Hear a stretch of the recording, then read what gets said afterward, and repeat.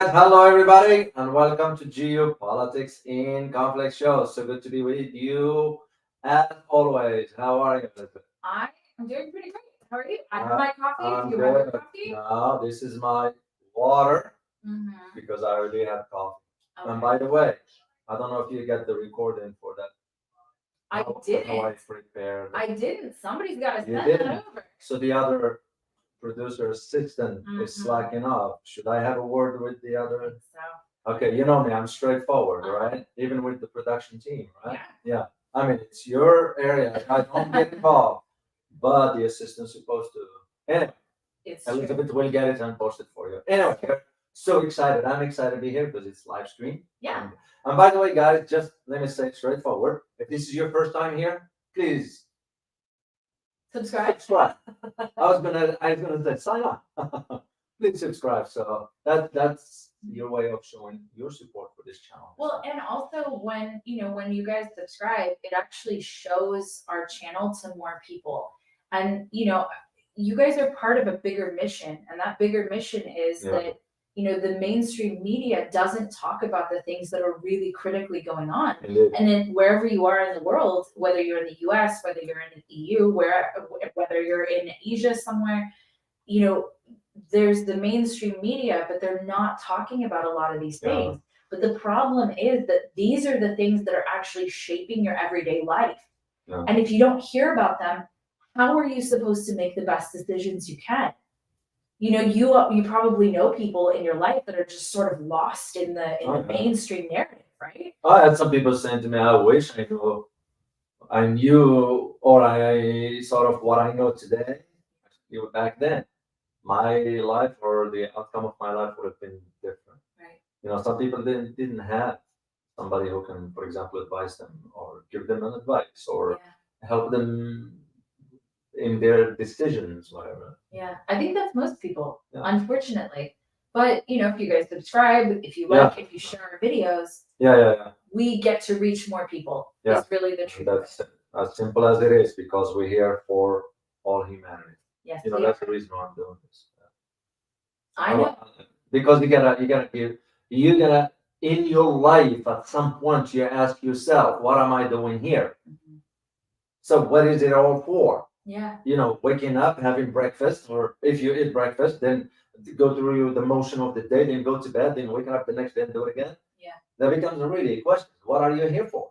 Right. So to me at least this is one area among others that I feel very passionate about and like share the knowledge with people. So you subscribe, that helps us out to move to a larger mass of people around. Interestingly enough, Yeah. we're going to dive into our topic, Sure. I swear, but I think this is really important to pay attention to. Yeah. That a lot of the really bad policy that's happened in the world, especially unfortunately from the United States, but it happens, a lot of countries have With bad other policy, countries as well. okay? Yeah. But those things can only happen in the dark. Those things can only happen when people don't know that it exists. Yeah. And so the more that people know about these policies, the more you can do something about it. And so I think that really is our goal, is That's true. to share, to spread the word about what these policy decisions are. We're analysts, to spread what they are so that people can stand up and make a choice. Do I want this type of policy? Do I think that this actually leads to prosperity for not only us, but for the world? That's true. But it can't happen if people don't know about it. So just like you said, Yeah. it's a greater purpose. It's much bigger than just and I used to work in Washington, so I know how these decisions were made behind closed doors. All right, let's dive into our topic of the day. What are we covering today? All right, so we got three big topics, and one's got like a tail on it. Yeah. So the first one is that there's actually a really large. It's like a race almost between the U.S., a couple of the European countries, China. Well, I'll call them NATO more or less, like some of the NATO countries. Okay. Yeah. For Africa. Now, this is something that you're just starting to hear about. Very, almost not at all. But Africa has one of the largest developing economies. And especially as China has a rising middle class. there are less people, you have to take a look at history. You always say this, David, Oh. you have to take a look at history. Why was China able to get to the place that it's at right now? Well, they had a very small middle class and they had a very large lower class. That's all. Okay. And so they were able to take the types of projects, the types of jobs that the US wanted to offload. Mm-hmm. Okay, well, so now they have a large rising middle class. So they have a lot of the same problems that are coming up that the United States had when they started offshoring. But I will add one more thing to that. Okay. China also had a strategy. They did. They very much The strategy. Did you know? Most people do not even know. Did you know that the thinking for China, a strategy as far as development started in the mid-60s, late 60s? That's how far back it goes. So a lot of people do not know. I mean, yes, when we see the rise of China, and of course the rhetoric that we hear in here in the West, the one thing that is always being taken out of the content or the context or the conversation is the strategy. Yeah. Hardly ever mentioned. Absolutely. Because that's what makes the difference. It is. That's why they succeed. That's why we fail. And that's why I think exactly what you're speaking to, David. Africa is strategy. Exactly. And it's very important to pay attention to Africa right now because as China in its own right has actually switched over to now a developed country, right? Because at the very beginning, it was developing. Yeah. And in the 60s, it was in a very different place than it is right now, right? That's true. And now, as they are developed, as they have a thriving middle class, as they have quality of life for their employees, for their workers, now where is that cheap labor going to come from?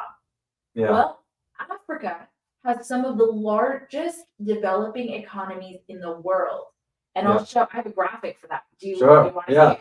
But at the same time, I want to highlight one thing. Okay. For now, we don't categorize China as just developing. It is a superpower. Oh, absolutely. It's because, and you know why I don't usually use the term loosely here, but you know the reason why is because you got both economic and military. Yeah. Anytime you develop your military, anytime you develop your economic domain, what follows up after that is the military. That's the exact pattern we did after World War II. Right. And this is why the status of China has entered into a superpower status. Absolutely. This is different from what India aspired to because it's a wishful thinking for India. Right. But we can compare India to China. We can't. So yeah, you're right. This is why Africa now is going to be playing a major role. I am not surprised. And the reason why I'm not surprised, I talked about this 10 years ago. 10 years ago. Yeah. If you guys ever get a chance to read my first book. David, I'm going to push this closer to your face. My first book, it was about American, I titled it The Ambiguous U.S. Foreign Policy Towards the Middle East or the Muslim World or something like that. That was my first book. Right after, as soon as I finished the PhD, completed it. And I addressed about Africa somehow. Yeah. It's in second and third book and the fourth for the Russian book that I just published. I tackled Africa as the next geopolitical, I use the term range, where the competition among major powers is going to be fierce. Yeah. And that's exactly what we're seeing now. So I'm not surprised personally. What I'm surprised at is how, for example, and we're going to detail this, how, for example, all of a sudden we're seeing now an increase, an uptick in NATO's activities in Africa. And I will provide a map here to show our viewers where all the locations are.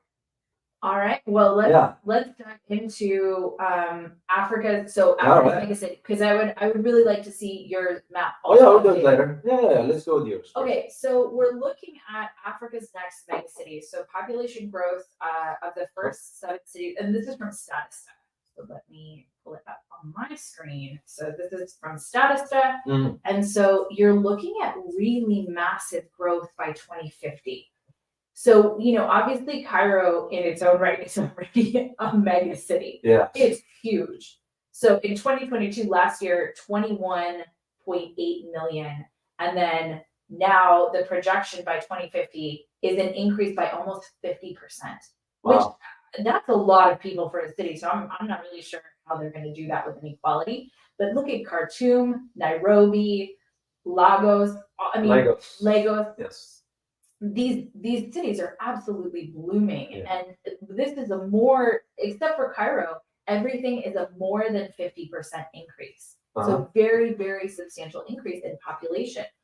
That's one of the places in the world. So Africa is one of the places in the world where population is increasing, because one of the biggest issues that we have globally is population collapse. Yeah. And so for a really long time, we were talking about overpopulation. Yeah. But now what are we seeing in the United States?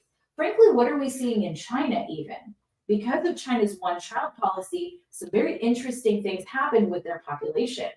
It is aging, yes, it is. It is the challenge in China, and I believe he will have to address that issue of demographics. It's because you're looking at about almost 280 million. Wow. Yeah, it is. They are aware, based on my conversation with some people inside. Yeah. In China, the government is aware of that issue. Oh, they have to be. And they are seeing the consequences. For example, what's going on in Japan with the aging population. They're seeing the consequences of it in Europe. Yeah. What's going on with Germany, France, Italy, Portugal to a degree, Spain. They're seeing it with Australia, even Australia. And this is why those countries now are sort of struggling with what kind of policies we're going to do. Right. The challenge in China is because its middle class grow bigger. Right. Because again, that strategy. Right. Yes, they worked on one child policy, and they reversed it later. Right. But also because they're now realizing exactly they're gonna have to. Exactly. Well, there's issue like, for example, for real estate, certain those buildings that they constructed and all that. There are some females living by themselves in this moment. So it's kind of, they are aware of the issue. That's the bottom line to it.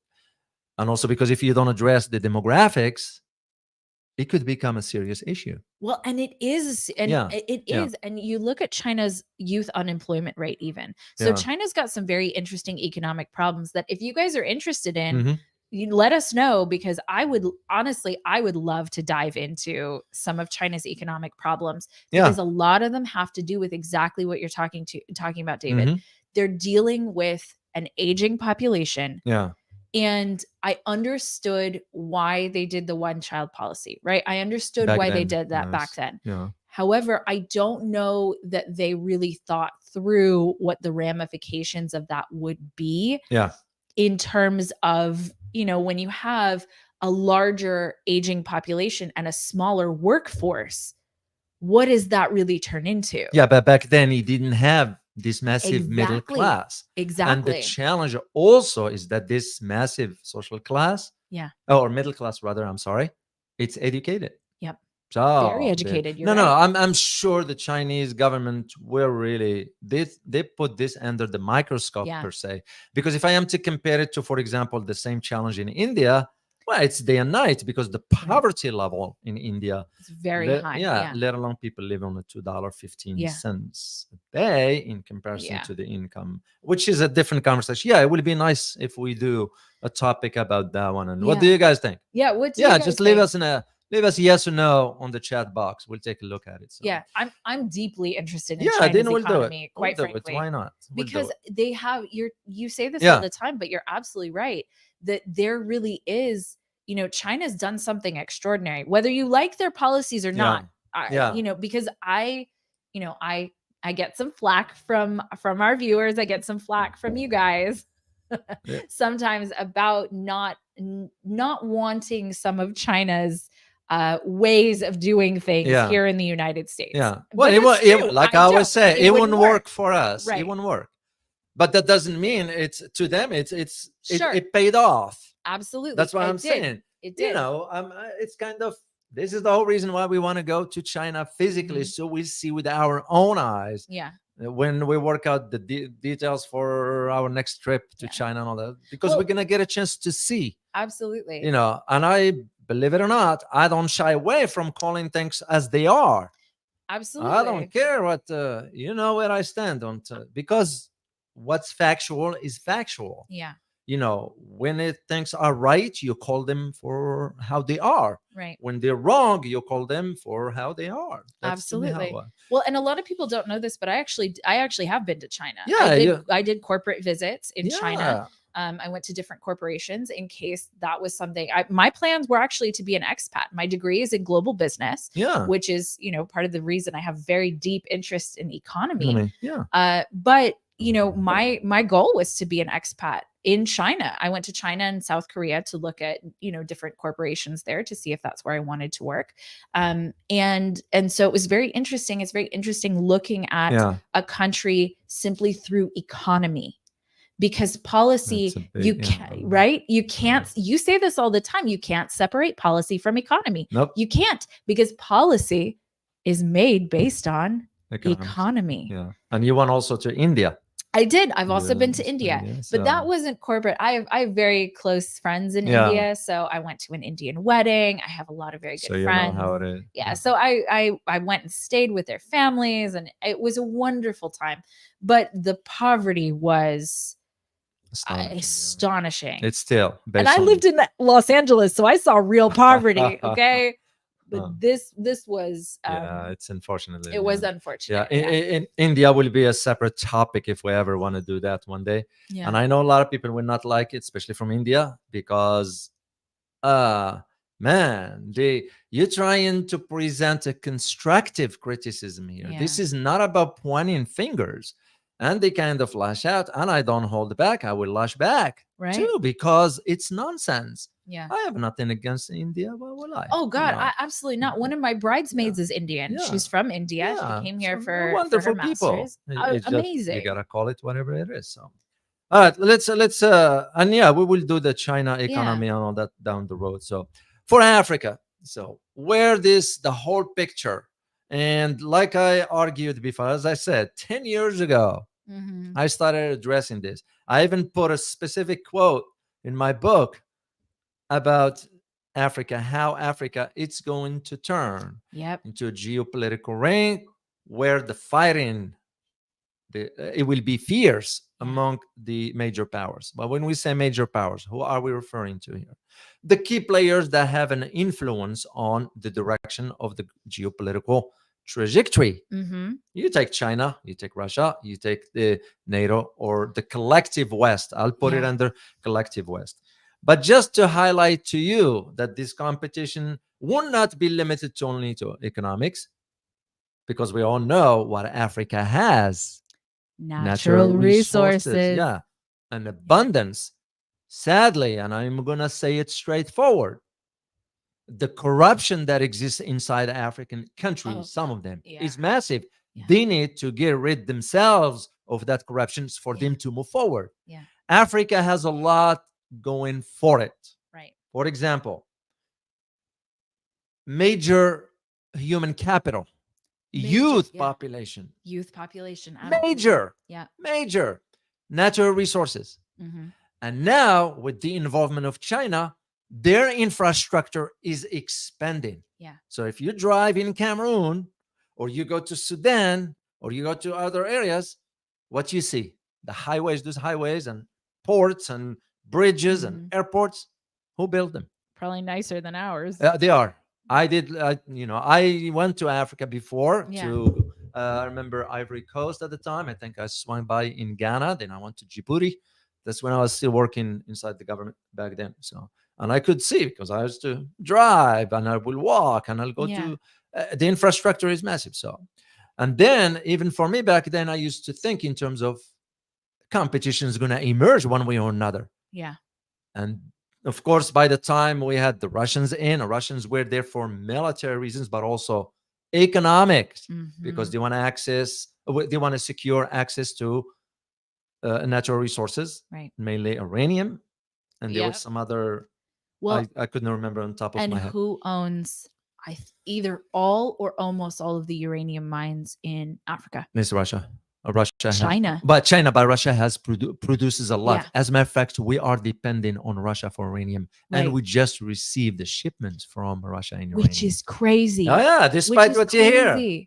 So we're in a proxy war through Ukraine, right, with Russia, and we're still receiving uranium from them because we needed it. Yeah. I mean, without it, most Americans have no clue how those nuclear power plants are operating, right, without the uranium from Russians. So, but yes, China. That's crazy. It is crazy, And yes, did we hear any mainstream media talking about it? No. But you're absolutely correct about China. Mm-hmm. China wants to secure. This is why we did that promotional video. Remember about what do you call them? Raw materials, natural resources. Natural resources. Yeah, we did the promotion from that rare company. Earth minerals. Rare earth. Thank you. Yeah. When that company reached out to us to do analysis about it, yeah. because it's tied to geopolitics. Who's going to control that one will control the outcome of geopolitics. It's no different than what it was back in the 70s with the black gold. Mm-hmm. What is the black gold? Oil. Yeah. Who control that? That's why we reached out to the Saudis at that time and said, hey, we would like you to conduct all your transactions in the US dollar. Right. In return, we will provide you security. So. Well, and that actually is our next topic. Yeah. So after we talk about this, that is our next topic. The fact that China is actually replacing the United States with the Saudis right now. Yeah. And that is a huge global shift that very much deserves to be talked about. But as you're talking about the natural resources, and people don't think this way, right? Yeah. Because we have a sense that ideology is the reason why wars are fought, right? For the United States, the reason that's been said that we've gone to war for so long is because of the spread of democracy. We want to spread democracy, which in its own way is very strange because we here in the US, we have freedom of religion. Yeah. You have the freedom to be whichever religion you choose. Mm-hmm. That is a cornerstone of the United States here. And so to talk about spreading democracy, it's very similar to spreading a religion in its own way. Yeah. And that's very strange to me that didn't raise an eyebrow to anybody to even ask if democracy works or even what we have is a democracy. Because right now, even if we say we're a democracy, but how are our laws made? Are they really made by us? Are they really made for us? Are they made for large corporations that can pay to lobby? How is the democracy doing here in the United States to really spread it other places? And, for you guys, please hear, I'm saying this because I want democracy to work. I want our country to be good and work. And I want the people here to be wealthy and happy and spread actual goodness to other countries, to spread economic prosperity and not war, because war brings misery. Yeah. But the bottom line to democracy, it's an illusion after all. Unfortunately, that's the case. Yeah, but if Aristotle talked about it 2,000 years ago, that is a major one, it's going to be. So before I forget, just to highlight how this economic interest now that it's emerging, because I'm following up on what NATO is doing in the Sahel area. But also, if only people realize our presence in Africa. Yes, let's talk about that for a second. I'm going to show, I'll share this screen, not a screen, but rather an image with you. And by the way, this is in a different language here. And I checked on all this because I have the English version of it. See that picture there? Yeah. So all that, this is usually divided into two things. It's an enduring footprints and non-enduring footprints. What do I mean basically? Enduring footprints in the language of the Pentagon. Yeah. When they use enduring footprints, it means permanent. Mm-hmm. When they use non-enduring footprints is non-permanent. So that image here, or that picture, you're going to have to tell me which is enduring and which is not. Yeah, I have that because I had the access. So you're looking at enduring footprints, for example, Djibouti, Uganda, Kenya, Gabon, Ghana, Burkina Faso, Senegal, Niger, and Chad. The non-enduring, those are just some, not all. You're looking at Tunisia, Yeah, Niger, Mali, Cameroon, Libya, Somalia. Yeah, those are just a few examples of how, and this is why the military presence of the United States in Africa is strategic. And here is the key word: enduring. Yeah. That is where a lot of people will not understand the usage of the term like this. The Pentagon tends to use certain terminology that has specific. And the reason why I'm bringing all this up, yes, it's about Africa, Yeah. but it's the same pattern that is taking place now in Asia. Yeah. As a matter of fact, I just find out that the expansion of the bases in Philippines, I did mention there were about 4. Right. Turns out to be more than 4. There turns out to be 19. And I am about to reach out to someone lives there to confirm it. I won't be surprised. Yeah. But to my knowledge, what it came to me was 4 that the agreement was made of. So that's the reason why brought me to brought this up to highlight to you guys our presence, especially with the map like this one here. Yeah. That just it shows you where things are. So now you're seeing why NATO all of a sudden is getting into the Sahel area. Yeah. Sahel area, if you look at it on the map, I didn't put one map here for that. Basically, it's from the southern part, southwestern part of Mauritania, which looks into the Atlantic Ocean, cross Burkina Faso, Niger, all the way into Sudan, which means the other side of the Indian Ocean. Like, yeah, that's where NATO. And Mali, by the way, it's one there. So why is that important there? It's because Mali kicked France out. That's right. So that's very important. Yeah, most African countries now are saying to Western colonials, right, we're done with you. And this is why it emerged in France that it has more gold. Where that gold came from? Africa. Yeah, and Africa. exactly from Niger. Yep. That is where that competition. So the geopolitical, as I argued in, I believe, one of those, I don't even remember, in one of the books that I wrote, that's we should not be surprised to learn how, for example, Russia is establishing foothold in Africa, and it did. So, following in the footsteps of China. Yep. So this is why they move in. There is a competition there, but Absolutely. At least is for between the two of them is economically based. Absolutely. For us, is different story. So well, our economics are very tied to military. And so it's very challenging for the US to separate economics and military. Yeah. So as exactly what you're speaking to, in doing research for this, I found a couple of very interesting things.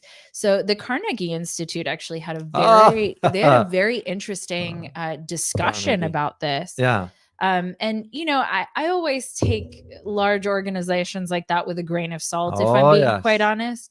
However, they had a couple of experts on there that I was very impressed with. Some of them talked a lot about how the US has not had a global policy, right? So the same thing that we talk about all the time, that you say all the time, is the US hasn't had a strategy, really a foreign policy strategy in a very, very long time. A long time for that.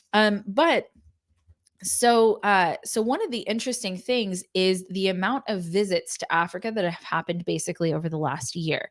So Africa has had high level visits from Germany, Russia, France, and the US to 13 African states. So that's interesting. So we had German Chancellor Olaf Scholz June visit to Senegal, Niger, and South Africa. We had Anthony Blinken visiting South Africa, Rwanda, and the Democratic Republic of the Congo.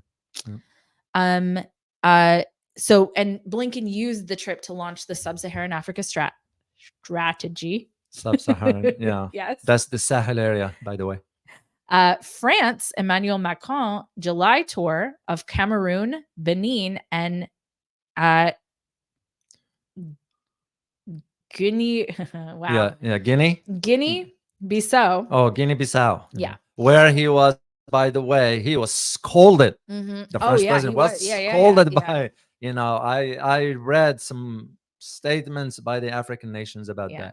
that. They're done with France. Well, they came out of French colonialism, which was Horrible. horrible Yes, for yes. Africa. And so he's trying to facilitate these new relationships with these African countries. But man, it's hard to forget. No, And they especially can't. that's not distant past, right? No. Like you were talking about with the gold mines, some of that is very recent Yeah. past. Well, you look at like North African countries, only they got their independence in late 50s, Mhm. basically, early 60s, somewhere around So we got also Russian Foreign Minister Sergei Lavrov trip to Egypt, Republic of Congo, Uganda, and Ethiopia in July.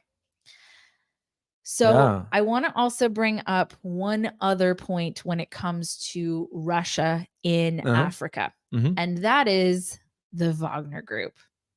Mm. Because we talked about this back when there was the Wagner coup, mutiny Yeah. that happened. And that is, where all does the Wagner Group actually operate? So up until this situation, I think a lot of people didn't know that organizations like the Wagner Group even existed. Yeah, it's like what we have. We do have entities in the U.S. Government. I was aware of most of them, shall we say? Mhm.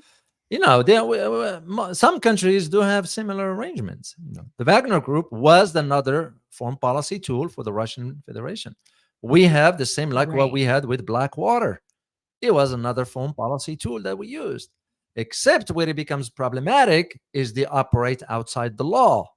And Right. that's where it's problem. As a matter of fact, the Russian president just announced that from now moving forward, the Wagner Group is going to be operating within the law.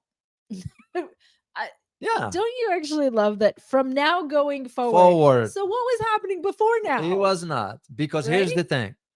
The head of Prigozhin,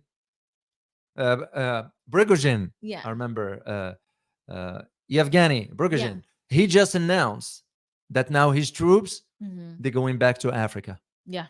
He just announced it yesterday. Right. So, but also there is reason because Russia has to secure its interest. Exactly. That's all it's Exactly. about. And so that's what we're really talking Yeah. about here is, so I'm going to add this to the stream. This is a map that I found of the Wagner deployment. Yeah. And so if you can see, a lot of the places where they are not in fact Russia.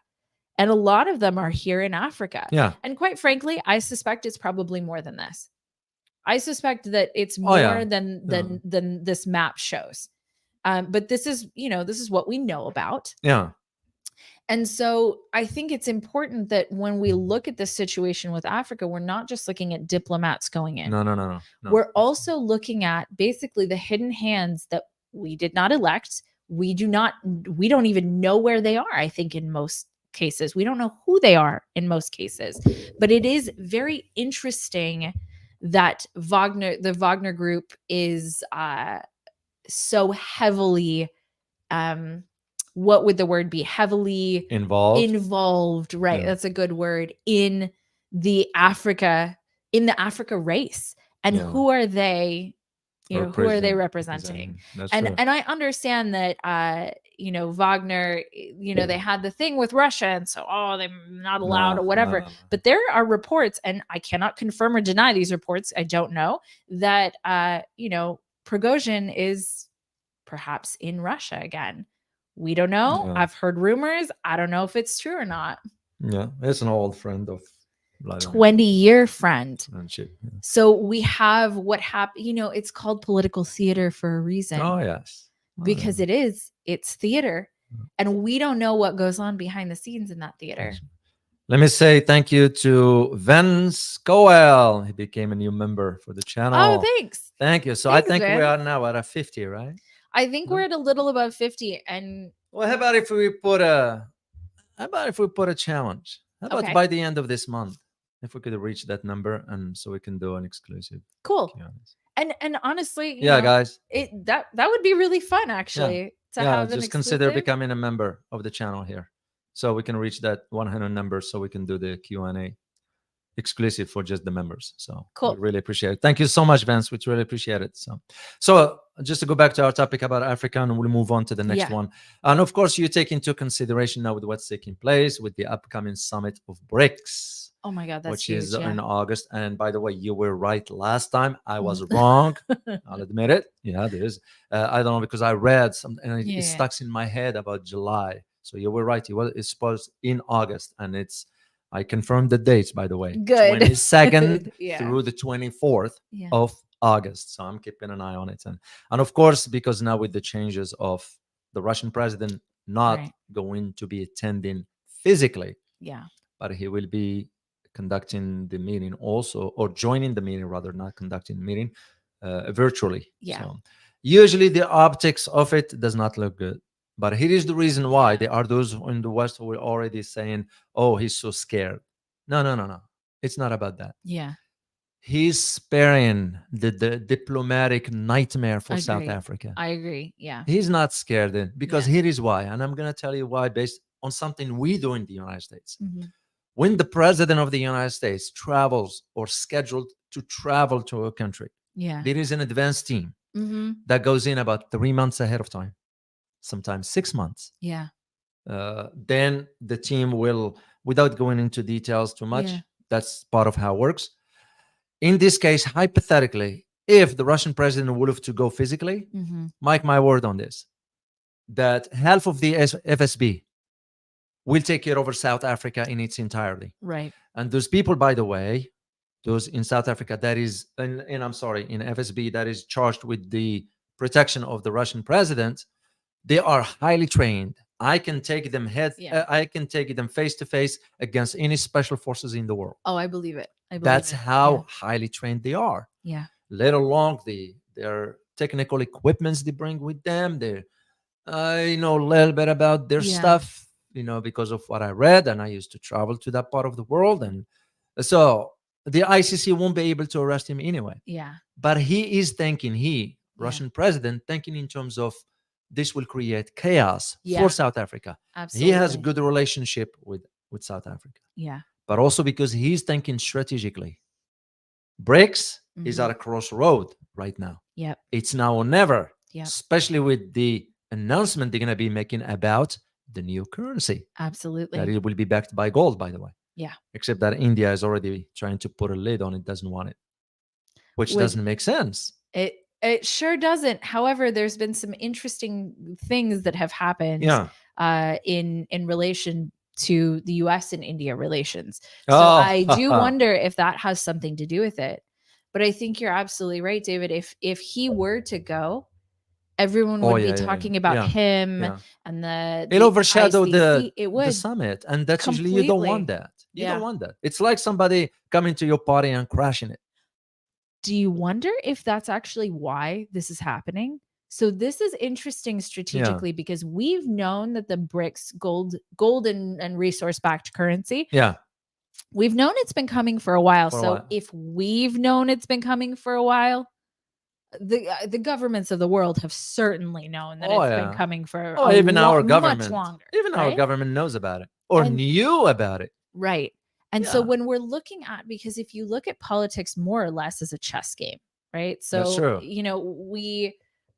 we say that there's no policy, but there's no long-term policy. There is short-term strategy though. Yeah. And so you're on the global stage, you're always trying to make the next chess move. Yeah. And so interestingly enough, the ICC may have taken that as an opportunity to wipe out the interest in the BRICS gold-backed currency because they know that human beings are more interested in drama than they are in like hard information. You mean IMF? IMF. No. The International Criminal Court. The ICC. Yeah. Okay. With Putin and saying we're going to arrest you and all that in South Africa. Yeah. What I'm saying is there's an easy way to create a distraction. It's easy to create a distraction for that event. To prevent the real stuff from coming out as far as where the direction of the BRICS is, because BRICS will be a counter punch or countermeasure to the Western economic hegemony. As a matter of Absolutely. fact, the predictions, well, you're looking at a 41% of the population within BRICS Right. members. Will overtake the EU sooner Yeah. or later. So, Well, and especially with the race for Africa, more or oh less yeah, right yeah, now. yeah. That's going to And facilitate that. mhm, But now, the question is why India is stalling, I don't know. stonewalling that. Yeah, So that's question worth asking. And it again, is. nothing against India. There are those who argue that, well, it's because this will benefit China. That is the argument I heard from some analysts inside India. It's a legitimate concern, shall we say. Yeah. But for them, and this is based on also the statement by the external foreign minister, Jan Mhm. Sarkar, saying that it will be no conversation on BRICS currency. Mhm. I think that's misleading. Yeah. It's because who chairs yes, the agenda will have to be collectively approved upon, but the Ramaphosa of South Africa and Lula da Silva of Brazil already confirmed that they're going to be talking about this. Yeah. Russia and China already on board with this. Yeah. There's the one taking the lead on it anyway, Yeah. with the amount of gold they've been amassing. So India ends up being the oddball Yeah. in that. So the question becomes is why India doing? As I said, there are those who are saying, oh, it's because India's interest will be sort of what's the word I'm looking for? Not taken into consideration, because Yeah. if they go with the currency, that currency is going to be backed by gold. One, and Right. second, which currency is going to be used? Is the yuan. Yeah. India is saying, no, we want our rupees to be. Well, wait a minute. Let's just put the Yeah. facts where they are. Right. Nothing against India. Who's going to be trading in rupees? Right. That's just a question for you guys. Who Right. will be trading in rupees? Because here is a difference.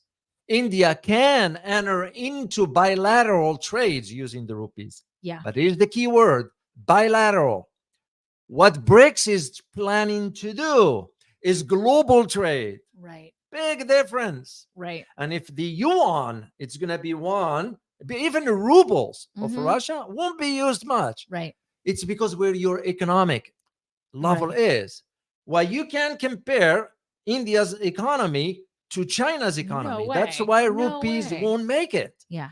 So instead of India thinking in terms of, you know what? We'll go with it because we Yeah. will benefit from it as well. Right. And this is what I don't get about the thinking in India.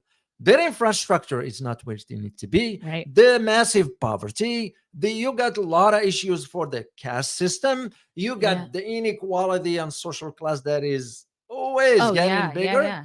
And all of a sudden you ask yourself, why is India embarking on these policies? And the funniest the funniest out of all of them is Mm-hmm. all these policies happened after Prime Minister Modi visited the United States. Yep. So, because you got another entity like the SCO, the Shanghai Cooperation Organization, Mm-hmm. by which India refused to sign the Strategic Development 2030. Once again, Yep. makes you just wonder. And again, we're not pointing fingers at No. India. No. We're just providing the facts here. Right. And becomes the simple question. If you're not willing to play ball, get out. Right. Simple as it is. Right. Well, and India is in a very interesting position because they do, and they have sort of played both sides for a while, and played both, the US and the BRICS side for a while. And I'm interested to see how it goes because Modi has been under a little bit of fire recently for not fulfilling on his promises. That's true. And in fact, vastly under fulfilling on his That's promises. true. And he does have big goals and big plans for India. However, he hasn't achieved those plans.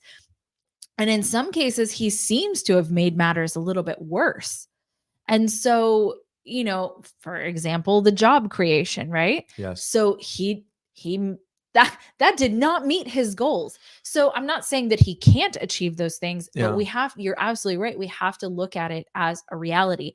And India does have a large population, but their economy is, their economy isn't where it needs to be. Their manufacturing isn't where it needs to be considered a real player in terms of using rupees. And I get why they want people to use rupees. I understand that. But even when it came to Russia and India in their rupee exchange, because, Russia there wasn't enough to buy with rupees ultimately. Yeah. Right. And that's ultimately the problem with India. And if India fixes that, I think they're great. I think they're absolutely golden. If they build up that infrastructure and they build up manufacturing, for example, I think they're golden in a lot of ways. I have my doubts. I do have too. my doubts. And again, not about putting India downward. I have my doubts because the strategic vision for the government seems to be geared towards satisfying certain segments in a society. Yeah. And what I'm talking about, the upper level. Right. This is why you're seeing that massive inequality. Yeah. And the brain drain. Did you know that now in Europe,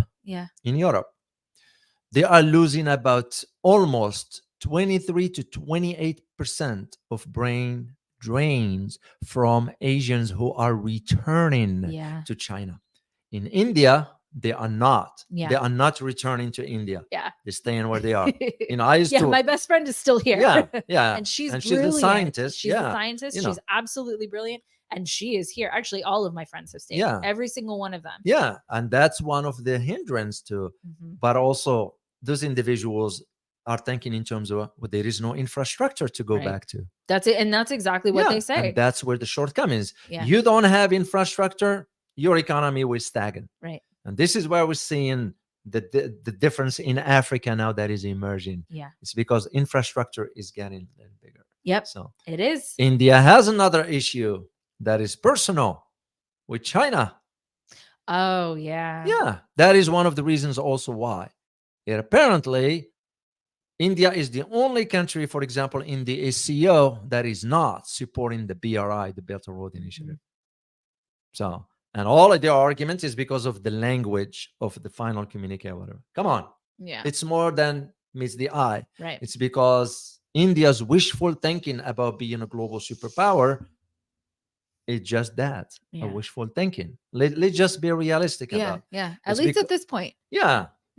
They can change things over time if there is a strategy, and that's going to take time. Absolutely. I look at the example of China when this strategy started. Yeah. Back in the 60s. Yep. That's where they are. Well, it's interesting that you say that because, the strategies that have been implemented over time, the strategies that are started decades in advance are the strategies that usually end up winning, right? If you have the patience to strike when it's the right time. And what we're looking at with the gold-backed BRICS currency and a lot of what's happening right now, we have a concerted effort to de-dollarize around the world. It is not happening yet. I mean, let me rephrase that. It is currently happening. Has it dethroned the dollar yet? No. But you have to look at it in terms of phases. So even Janet Yellen, her magic mushroom trip, which I think is great and very cool.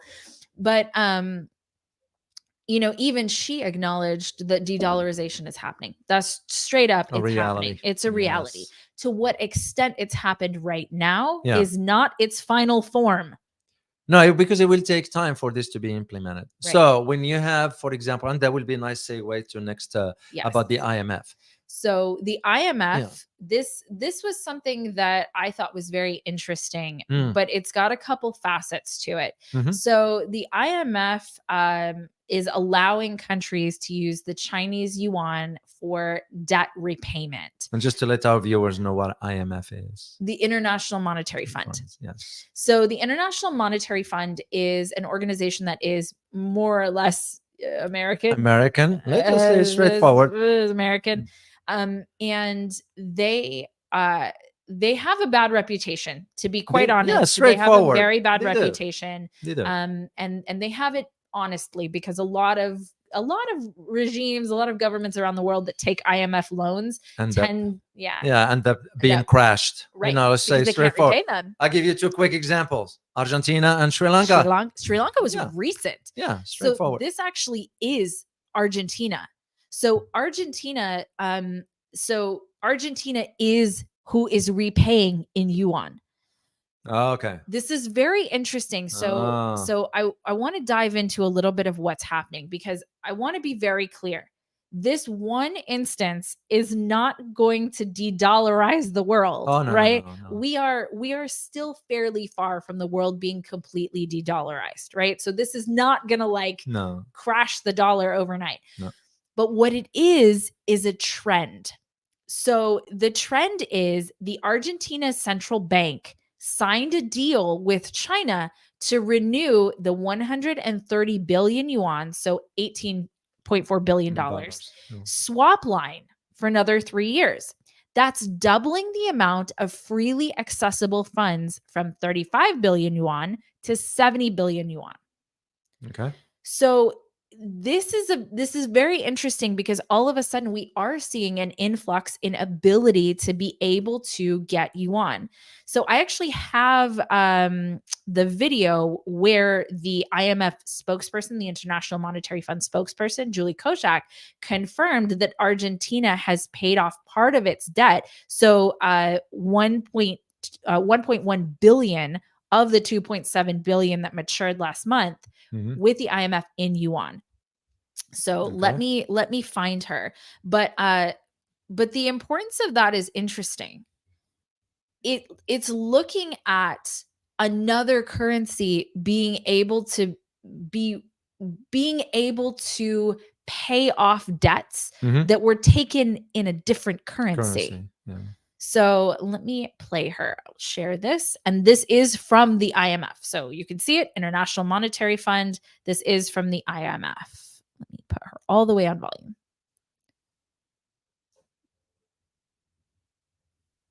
No, we can't hear her, but that's all right. Yeah. But the whole idea about this. David, I think they can hear her though. Okay.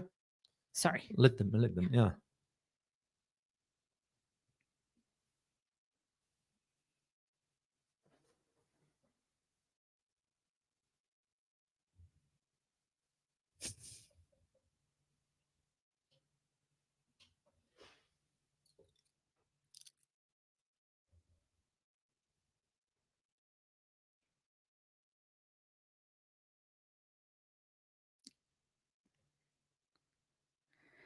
Okay. So basically what she says is this. Oh, I didn't even add it to the stream, guys. I'm so sorry. Okay. So more or less what she says is the RMB is one of the 5 freely usable currencies that members can and have used. So this is not just Argentina, to settle their obligations with the IMF. Our team has been working intensively with the Argentinian authorities to make progress towards the completion of the 5th review and to help the authorities address a very complex and challenging situation.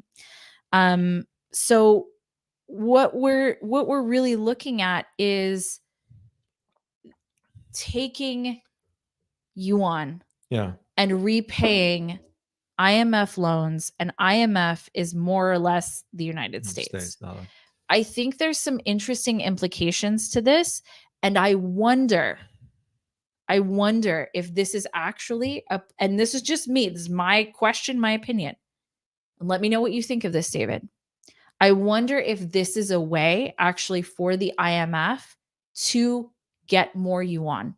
If this is a way for the US to sort of try and balance out the fact that the yuan is being used more on the global stage and more countries are willing to do business in yuan.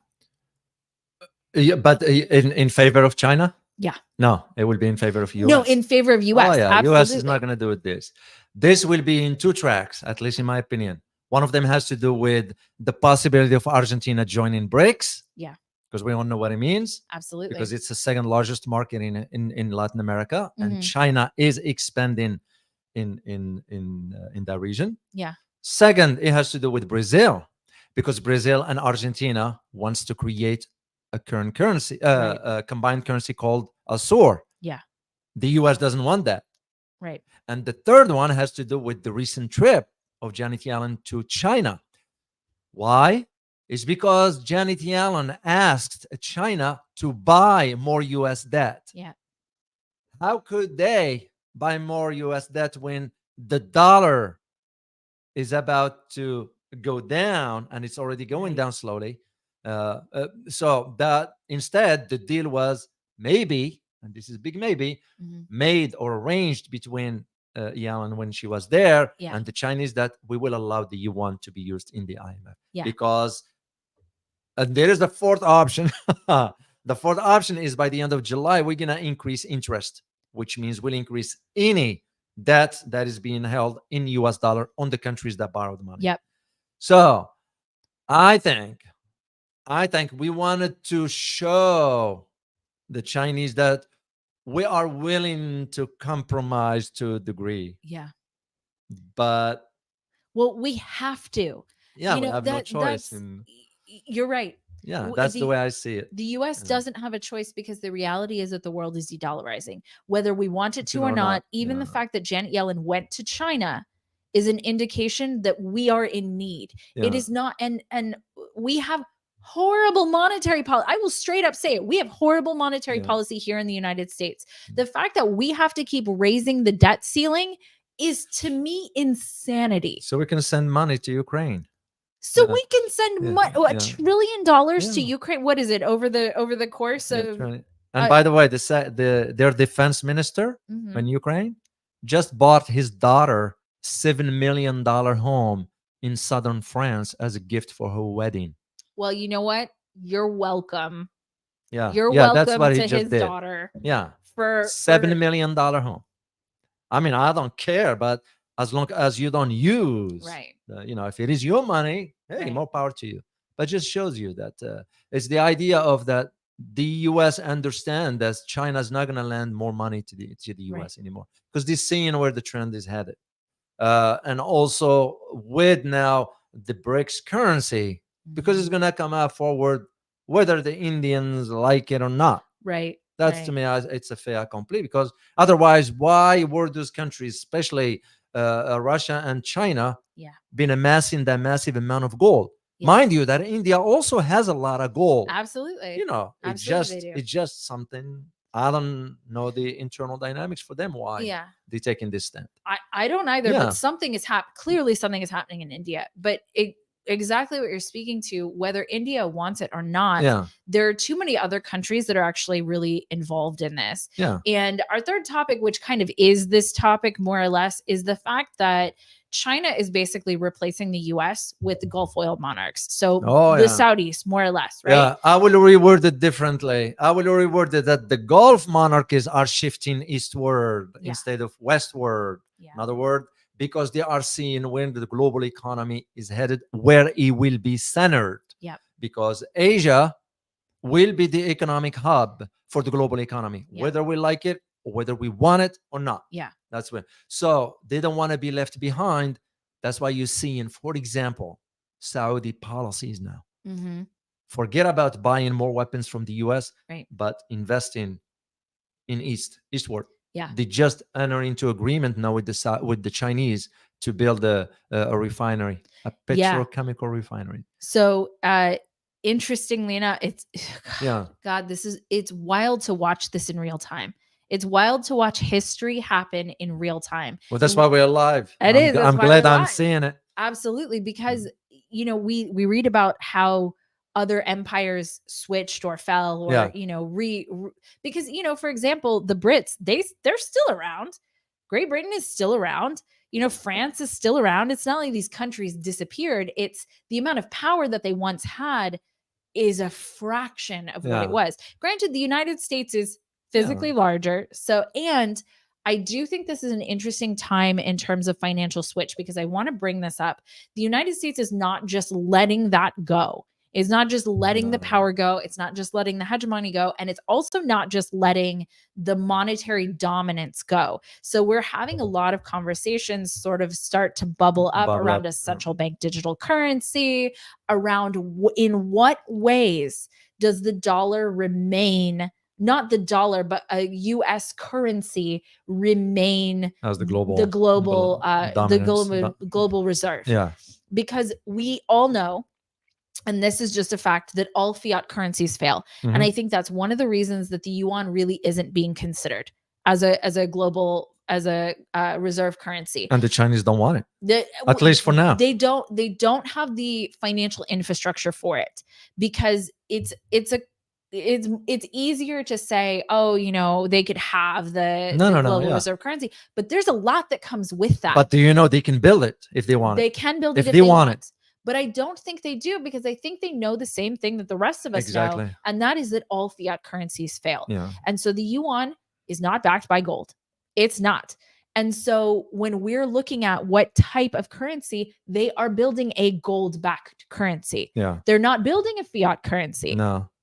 And so, and there's the same, rupees are not gold backed. No. Nothing is gold backed right now. And so what they're doing is building something that is gold backed. But the United States also has plans. They have strategic plans for trying to keep a US currency as the global reserve currency, because of the power that comes with that. Well, because we punish countries with sanctions, Right. because Right. this is to me where, for example, when Janet Yellen said, well, we still, most countries depend on the dollar, and Yeah. it shows how valuable and all that, which all good and great. Right. But she refrained from saying, we also punish countries by imposing sanctions because they use the US dollar. Right. So Right. to me, it was like, okay, at some point, countries going to start saying to themselves, well, we've had it. Yeah. Enough is enough.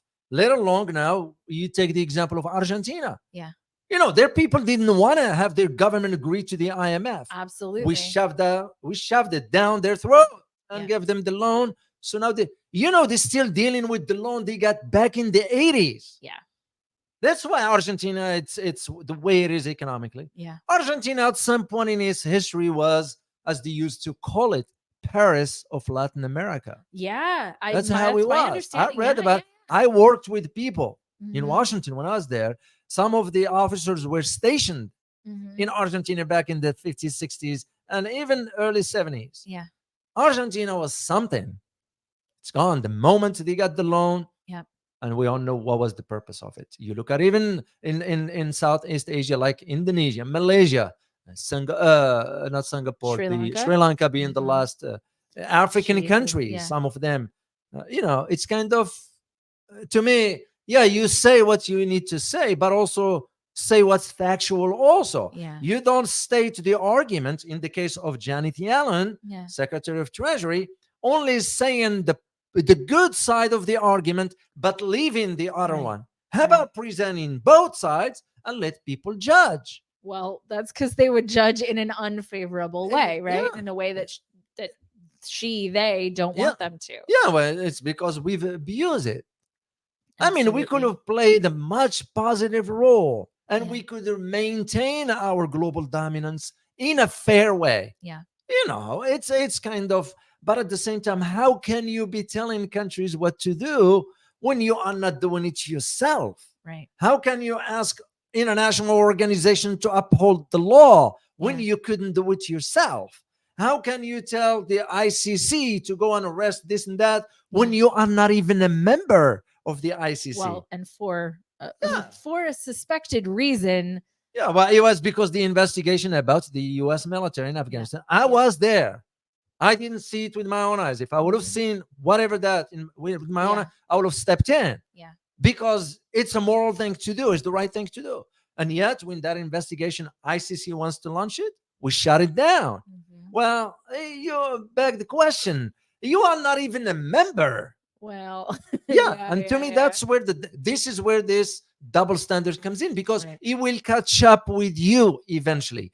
We went along with it since World War II, Yeah, and now the chickens are coming home to roost. you're absolutely right. And That's to me, that's like the idea of even this, what we're doing here. Mhm. Are you gonna say the facts to the people, or Yeah. are you just gonna sensationalize the issues and all that because you want no? Yeah. No, I won't do it. I'll state what is factual, Mhm. and you guys decide. I'm not here to make up your mind for you, Yeah. because you are independent. You can think for yourself. Mm-hmm. And same thing with the government's behavior. Yeah. So we are to say, well, we are the free world, the leaders, and then when you couldn't even uphold the law yourself.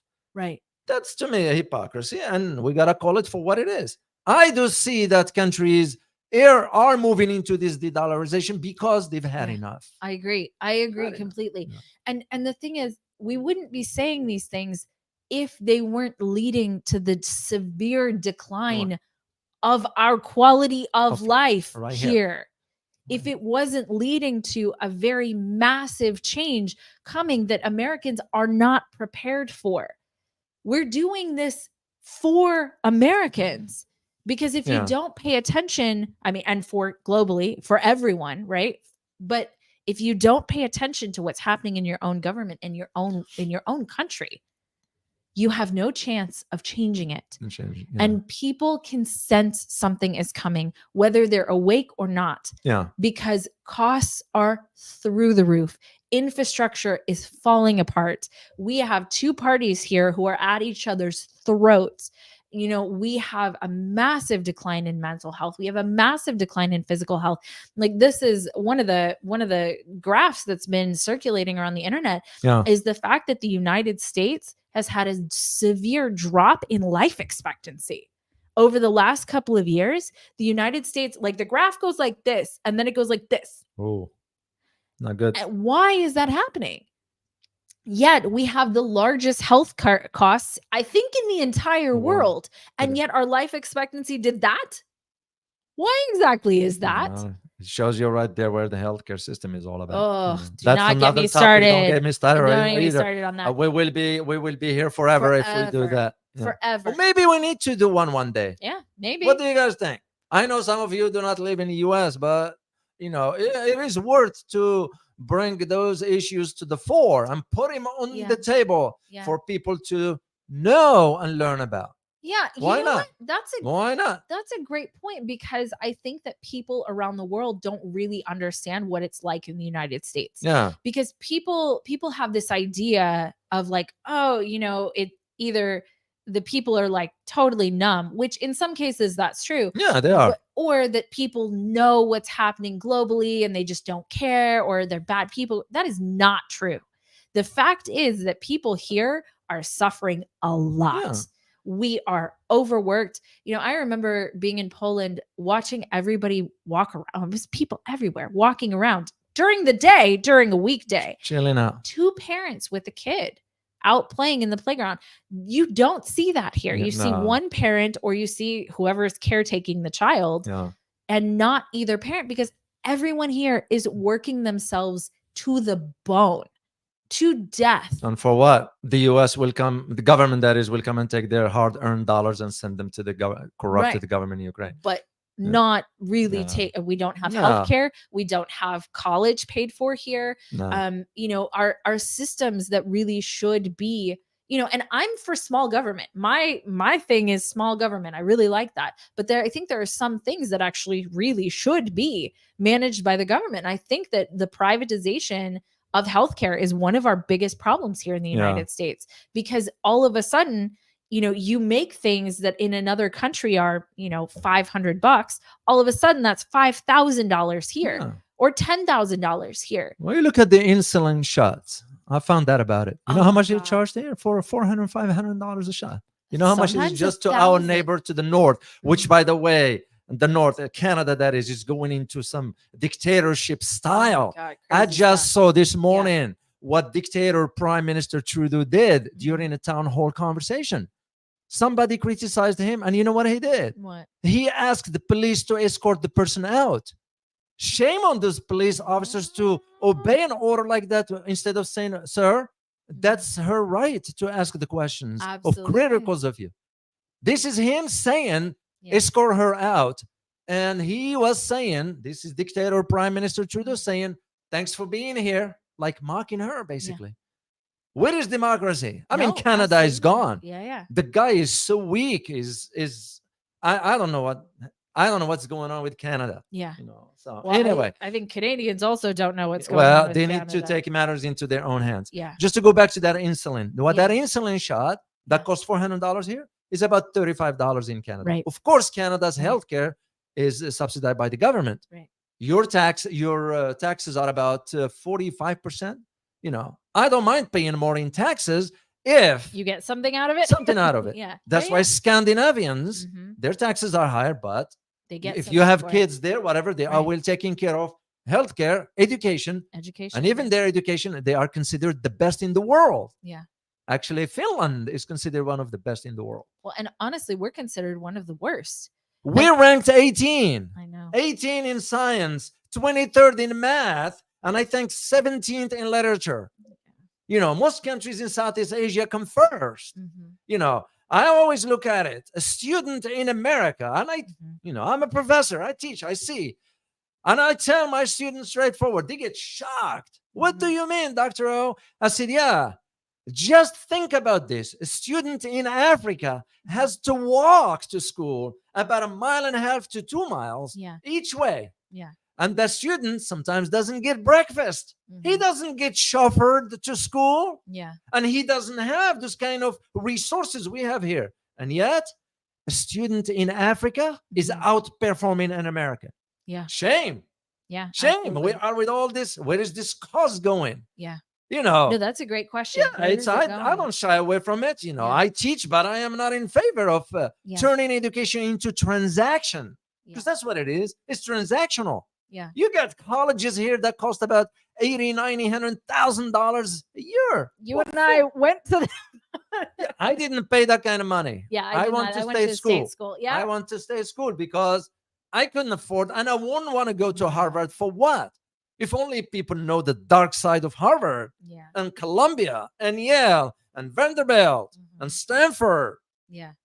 And again, I'm not pointing fingers. I'm providing the arguments Yeah. for people to know and understand. Yeah. This is why we are declining. Right. You don't prepare the next generation. What do you expect? Right. Absolutely. What What do do you you expect? expect? Simple as it is. And not only that, making the younger generations afraid of everything. Yeah. So, I have a lot of respect for the older generations because of what they went through, right? So the generations that have recently passed that went through World War II, for example, and the generations that have been through really challenging things, they look at the things that the younger generations go through and they wonder how we can have so many problems. And I think in some ways, like from a human behavioral standpoint, Mhm.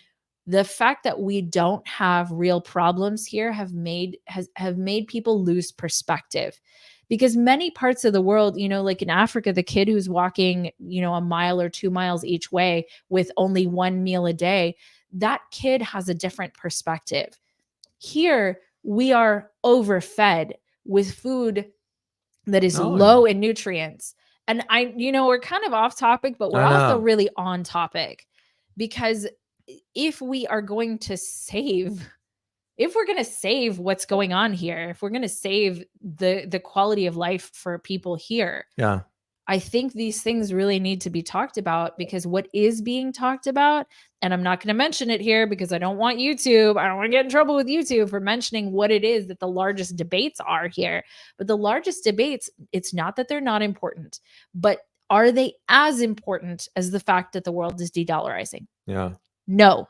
Are they as important as the fact that the Saudis are now basically choosing the China over the US?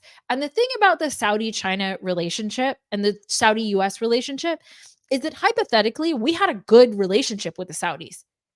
Right? We didn't go mess up their stuff. We offered them protection, and we offered them, hey, just dollar and we'll take your oil. The We weapons. made them wealthy. We made the Saudis wealthy beyond belief.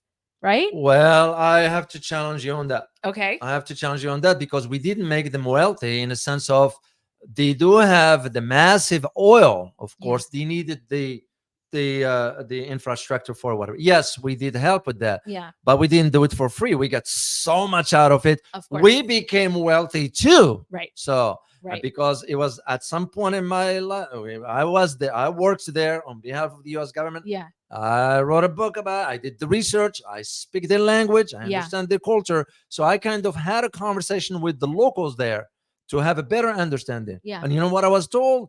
I said, well, Mr. O, when your country goes up in unemployment, we'll write a check for $60 billion so we can get more weapons. Yep. All of a sudden, your unemployment goes down. Yep. So we benefited from Absolutely. more so than Absolutely. they did. Right. Where the issue is Mm-hmm. the new generation in Saudi Arabia. Yeah. The young prince is a new generation. Yep. And he is challenging the US. Right. For the fact that we spied on him during the Yeah. when the assassination of Jamal Khashoggi, and because he gave the order, we had it on tape per se, because we Yeah. had the satellite. He didn't like that. So he Yeah. retaliated by shifting away, because to him, we were the bully and he was going to push, because he's a young generation. Right. He's thinking differently. Right. And we didn't like the fact that once he becomes a king, we're going to be dealing with him for the next 50 years, Right. unless he is neutralized. Right. Yeah, I'll Which say it is straightforward. common. That's Oh, I wrote about it. The Yeah. possibility is there. yeah. I'm again. sure he knows that too. Yeah. I'm sure he's well. I aware am of that. sure, because I go back to 1975. What happened to King Faisal is the same setup, except he came from within the royal family. Yeah. There are dynamics that so we became wealthy as well. Absolutely. I'm not. Yeah. But for them, definitely, for the definitely. Saudis, saying, heck no, we're not going to be bowing to the US Mhm. anymore. We're going to do what we want to do. And that's economics became to them is the Right. key, rather than purchasing more weapons. Because if you Yeah. notice, they didn't purchase weapons from Chinese. Right. They didn't purchase weapons from Russians, which they can't anyway. Right. The reason why they can't, if they purchase that, they have to restructure their entire military, Yeah. retrain. They're not Yeah. gonna, because that costs billions and billions of dollars. Yeah. Instead, they're focusing on infrastructure, Right. on economics. Right. On economics. That is the reason why. It is. And they have another country to go to now. Yes, Because if they didn't have anybody else, they wouldn't be going anywhere else. that's true. There's an However, alternative. There's an alternative. You're now. right. You're And I right. think that's very important to pay attention to. Yeah. They're choosing the alternative that they feel is best for them.